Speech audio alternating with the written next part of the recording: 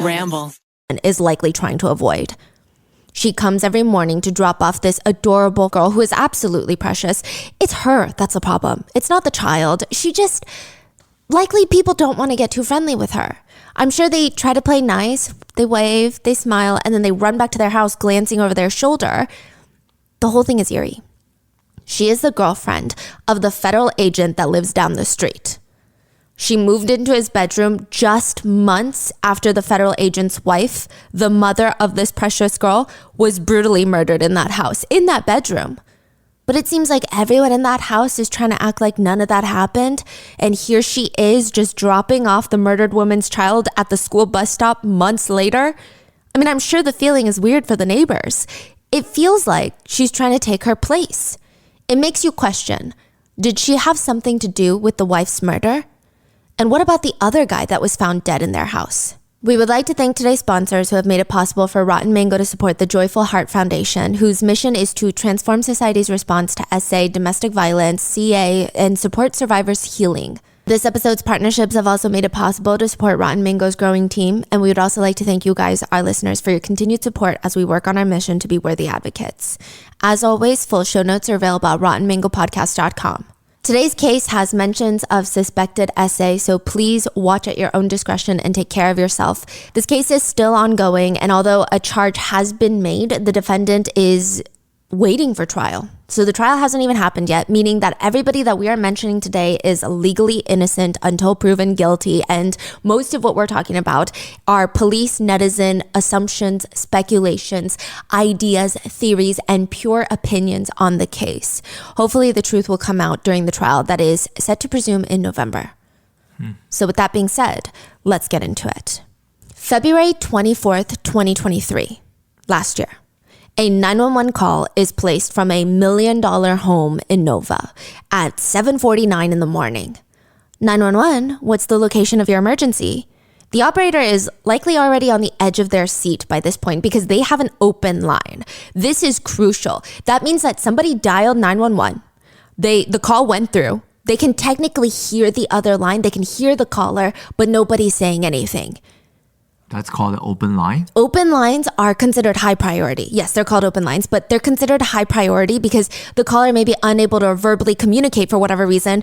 Maybe it's a medical emergency. Maybe it's domestic violence. Maybe they're being kidnapped somewhere. So they made that call, but they cannot communicate with you verbally. Wow. So if they pick up, nobody's talking to them, it becomes more important. Yes. Wow. Then let's say if you were to hear noises and it sounds like you were butt dialed. Right. I see. It's a little bit more high importance because this might be a situation where they cannot tell you what's wrong. Got it. So they're quickly searching for that location. I mean, there is nothing the operator can hear on this phone call. The call ends.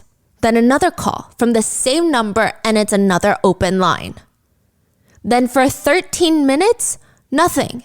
Then finally, another call comes in from the same number. So this is their third time calling on a random Friday morning. And at that point, they didn't send the police over? Not yet. A woman's voice is heard allegedly saying that a friend had been hurt or somebody's friend had been hurt. It was a little bit unclear who's the friend, who are we talking about, before a man's voice comes over the line. So it seems like she passes the phone to a male or something, and he explains, "Hi, I'm the homeowner, and an unknown male entered the home, so I shot him." Authorities are dispatched to this $1 million house in the safe suburbs of Nova, and they're confused. I mean, they're believing that this is an intruder suffering from a gunshot wound type of situation. But when they get into the house, things are just weird. Instead of one person being gravely injured, there's two people inside the primary bedroom of the house. Christine Banfield, the owner's wife, a mother, the wife of the 911 male caller, also a pediatric ICU nurse, is laying in the bed completely nude. Her upper body had multiple stab wounds near the neck area. She still has a weak pulse. They need to get her to the hospital now. Laying on the ground in the same room is this random man, shot at least twice, and he's dead. He's laying lifeless near Christine's body. Christine, the wife of the 911 caller, is the only one with the weak pulse. She's rushed to the hospital, but she is pronounced dead at the hospital. The whole thing is bizarre. And police, they really only have two people's stories to go off of. The husband that spoke with the 911 operator and the lady that was on the phone before him, the family's au pair.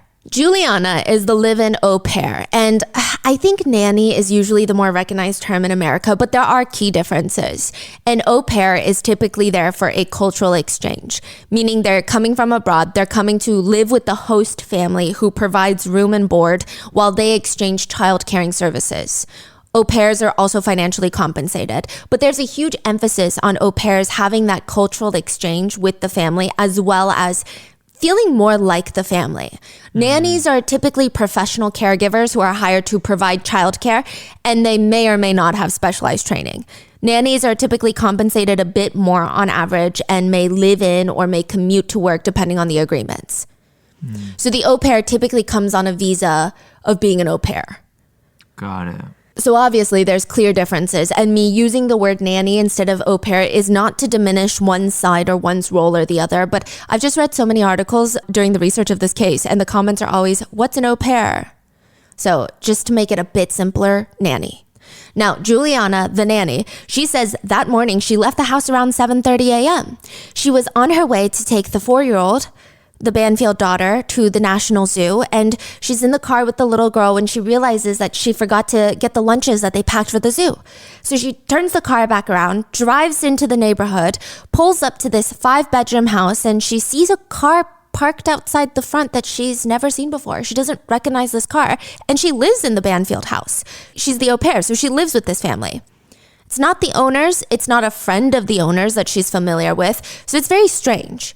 She calls the mom, Christine Banfield, who's the only one home because dad, Brandon Banfield, he already left for work. He's the federal agent. He's on his way to Washington, D.C. So she calls Christine. He's an FBI agent. So he's a federal agent that technically, okay, so this is where it gets confusing. Some sources identify him as an IRS agent. Others identify him as an FBI agent. It seems that his official capacity is working under the Federal Bureau as an agent, but he is working under the National Treasury Department. He's an FBI agent that basically works for the IRS. He's fighting tax fraud with a gun. Okay, so he is an FBI agent. Yes, it seems like that's his official role. But previously he was working for the IRS. That's where it gets even more confusing. Okay, got it. Now, she calls Christine. Christine is not picking up. She doesn't indicate why, but clearly Juliana, the nanny, feels so suspicious about this whole thing, or she feels very on edge about it. She calls Brandon, the agent, the dad, to tell her, hey, I came back for the lunches. There's this strange car, and I think I saw a man in the house.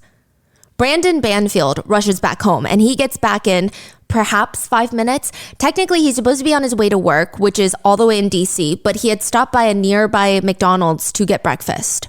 This is near the house. So he just turns around, comes back home, and Juliana is waiting outside for him, and they decide that they're going to enter the house. Wait, so they saw a car and then they just freaked out? She saw the car, she freaked out. Why didn't they just call the wife? She did. She's not picking up. Oh. So she's like, oh, this is really weird. Who's inside that house? So then she calls the dad. Dad turns around. Dad comes home. So now dad, nanny, and the child are going to enter the house. There's no clear signs of a break-in or anything too strange. But when they enter the house, Juliana states that she and Brandon heard some sort of noises coming from the main bedroom. She didn't know if it was consensual or not, but there were some sort of interactions, she states. Brandon then goes into the primary bedroom that he shares with his wife, Christine. Juliana states she's taken the kid and they're going to go hide in the basement. Now, she calls 911. That's the first open line of the morning. But she doesn't really know what to say because she doesn't know if anything is actually happening inside this house. She just was so freaked out. She called 911 and then she's like, I don't know what to do. I don't even know why I'm calling. I'm just paranoid. She hangs up. Then she calls again and then she's like, why am I doing this? Hangs up. And then she says that she hears someone, quote, say, drop the knife.